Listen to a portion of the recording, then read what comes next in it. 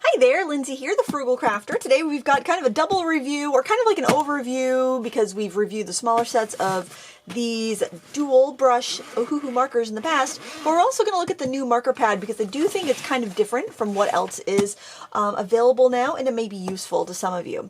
So I just want to do a quick overview of the markers because I have reviewed this marker line before. They're now up to 120 colors, and it's a really nice selection. Of course, they do duplicate colors from the smaller sets, so if you have the smaller sets, you might want to, you know, use them up before you go ahead if you were thinking about getting this bigger set, because you will have duplicates, unless you like having the duplicates and, you know, that makes you happy. This does come in a divided zip-up case, which I like because you can kind of group your colors together a little bit and they don't fall over. If you have a bunch out on your table and you're using them, the remaining markers aren't going to fall over and get kind of like buried underneath other markers. This comes with a clear sheet so that when you're coloring in a coloring book or in your sketch pad, you can put it underneath the sheet you're working on so there won't be any bleed through to the page underneath. Or if you're working on your table on a single sheet of paper, it will protect your table from getting bled on as well. I did swatch these out in one of the new marker pads, so I'll just give you an idea of what the colors are that are in this set here. I'm going to turn it this way just so we can fill the screen a little bit better and give you a bigger view. There are 7 colors in the set that are in the skin tone set of 24. I wanted to mention that because I did have a viewer ask me if there's duplication between those sets, and the colors that are also in the skin tone would be Y12, Y13, BR2, BR3, YR4, YR5, and I think some of those colors would be used up pretty easily anyway, so if you did have a skin tone set, you know, those would be pretty popular colors that you would use a lot of, so it probably wouldn't hurt to have the duplicates. But this does have a pretty nice range. I found the skin tone set to be very orange based. You definitely have some earth tones for a wide variety of colors in this, including the darker tones. So I don't necessarily think you need the skin tone if you have the set, personally. But that's just me. I don't do a lot of like portraits or manga in markers, so somebody that's only working in that may find some more use to have the skin tone set. So I just wanted to make mention of that. So that's really all I want to talk about the markers, since I do have a review on these on my channel. I'll try to remember to link that down below. If not, you can go to, just click on my name under this video and just search Ohuhu, and all the Ohuhu marker reviews will show up there. All right, so I really want to talk about the paper because the paper is different from other marker papers. You can get these marker pads individually or in a 2-pack on Amazon. The paper is quite thick. It's 120 pound. It doesn't quite feel as thick as like the heavyweight cardstock I use. It's 110 pounds. It could be because the sheet size is a little bit bigger, but it just feels like it's more bendy, like it's not as dense as the heavy cardstock I use as base weight cardstock for card making. However, it's definitely thick enough to stamp, color, cut out, and put it on a card. So I like that. I think it's a good advantage. It's smooth. It's not quite as glassy as your typical marker paper or as like a Nina super smooth classic crest paper, but it's definitely smooth enough for marker use, for stamping, but it's got just enough of a tooth that you can layer up colored pencils. So I'm going to show you some artwork that I've done on this paper. Oh, the other thing I want to mention is that it folds quite flat when you're working on it, so that's pretty comfortable. If you're like me and you like to like sit on the couch in the evening and have the sketchbook on your lap and work, so you can actually put like your reference material or your marker bag or your cell phone if you're or a tablet if you're looking at reference images, you can have that setting on the other side. It's just very comfortable and convenient to work. This is 11.7 by 8.3, I believe. Yep. And this one here, the other size is 8.3 by 8.3. I love the square format. I know this one, together they're like 30 bucks. If you're getting this one alone, I think it's 16 something, so the larger one is probably a little bit more. But anyway, I did a blending test with some of the new markers in the 120 set, and I thought there was a nice variety of colors you could use for blends. It's 120 markers, so if you're used to working with like sets of that amount, you'll be you know, pretty used to what they have for colors. There are a few more pastel colors, but it's not super heavy on the super light colors. So just to let you know that. There will be bleed through on the back, especially if you're doing the blending technique. So I do recommend putting a sheet in between so you don't mess up the next page. I did this illustration with mostly the markers, and then I added a little bit of colored pencil on top, and then a little bit of white paint pen. And this tutorial is up on my channel. It's a Sketchbook Sunday, so it's a time lapse if you're interested in seeing how this came together. And this was really fun. This was the first project I did on this paper, and I really enjoyed it. I found it blended well, layered well. It was just really easy to work on. I do find this paper a little more absorbent than a typical marker paper, so it might use your markers up a little bit faster.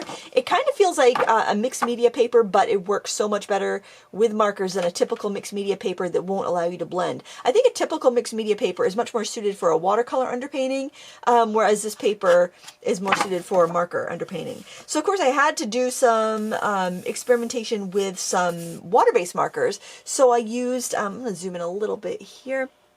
I used the Ohuhu real brush pens and the felt tip pens, and they worked really well on this paper, and I didn't get any sort of marring if I just used the markers on this. But if I did blend out with some water, I can feel a little bit of a texture change. Like it just feels a little bit rougher where I blended out with the water than if I used alcohol markers or water-based markers on their own, or just the regular paper. There wasn't any pilling even when I went back in on wet paper with a felt tip marker, which was very encouraging because that happens a lot. So I think this is great if you like to use both types of markers. It just gives you a little more versatility. This was the watercolor brush, real brush markers with a water brush on top. This was the felt tip brush markers with water on top, and this was the alcohol blending. So it's quite versatile. Now I did some stamping. Oh, another thing I want to mention is that these have perforated pages. So like you can see here how I have how I removed a couple pages. I think this would be fun for art journaling too, because if you do like to do some coloring, maybe some stamping for card making, and you end up pulling pages, you could tip in new pages on the spine there, especially if you ended up taking a bunch out, because then you'd have a thickness to put different pages in if you're an art journaler. The cover here is a nice hardbound cover. It's debossed with almost like reminds me of like a horse fur texture, and then you've got the Ohuhu logo in the corner. But it feels kind of like a plasticky hardbound cover. It's easy to grip too, so it shouldn't slip out of your hands if you're carrying a stack of these. It does have kind of like a rubbery kind of feeling grip to it. But anyway, I stamped on these papers. You can see just see how it's got the micro perf. I fold on the micro perf and then tear it. These pages aren't going to come out without you trying to remove them, but I do recommend doing a little fold on the perforation just so you get a nice clean tear. But I stamped these with Memento ink and colored them with the new 120 brush markers. These are going to be on a card that I am making. And I thought they blended really well. In areas where I went outside of the lines and went with a clear blender, I could erase my my kind of bleed out or my bad coloring. So that worked out really well. I really like this paper. I think if you're looking for a paper that is a little bit thicker than your typical marker paper that you can use for all different kinds of markers, it's a win. I did try some watercolor on like one of the first sheets that I tore a sheet out and just kind of doodling around with all kinds of stuff. Watercolor wasn't that great on it. It was fine, but it did definitely want to bead up a little bit on the surface.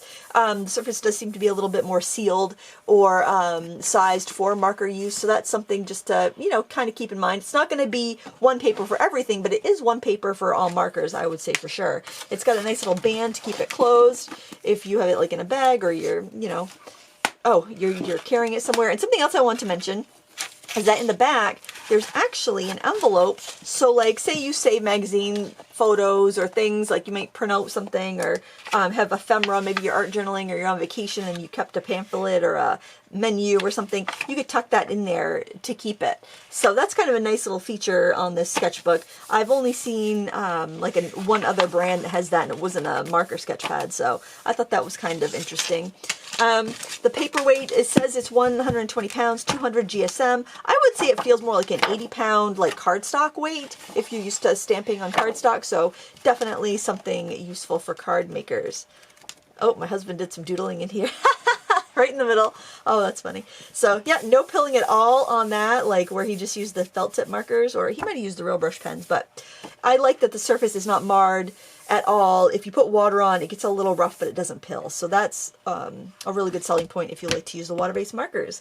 So that's pretty much it. I think I've covered all of the new features of this marker pad.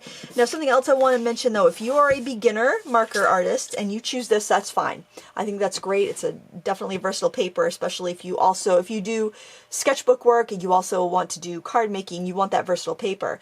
However, if you're a beginner and you already have a marker pad and you're getting along with it well, I wouldn't advise jumping from pad to pad to pad, because markers have such a learning curve as it is that if you throw another learning curve in, like a new paper, it's just going to make it more difficult to learn. If you're brand new and you just got a set of markers and you got a marker pad and it's working, just put some time in with that, because switching up the papers, it just makes the learning curve a little steeper. So I just want to put that out there. I don't want people to be discouraged because they're trying so many different papers that that they get used to how one performs and then they go try those techniques on another paper and realize it's like, you know, learning how to drive on the opposite side of the road or something. It's, you know, just, it's different. So this paper I thought was pretty easy to use, reminding me more of working on cardstock than marker paper, and worked good for blending and layering. I think it's wonderful. The other thing I wanted to mention, or ask you actually, is that I'm considering doing a marker pad comparison, because there's been a lot of new marker papers released recently. I don't have them all, so I couldn't like do every marker paper in the world, because, I mean, that would be crazy. That'd be kind of impossible, I think, for me to hunt them all down. But I could show you what I recommend and what I use, and I'll just give you an example of all the different types of marker paper. If that's something that would be useful for you, let me know in the comments below, because I'm considering doing that video upcoming. That might help you kind of figure out what to choose for what project, maybe. I don't know. Let me know if you're interested. If not, then I'll scrap that idea. Thank you so much for watching. I hope you found this useful. And till next time, happy crafting!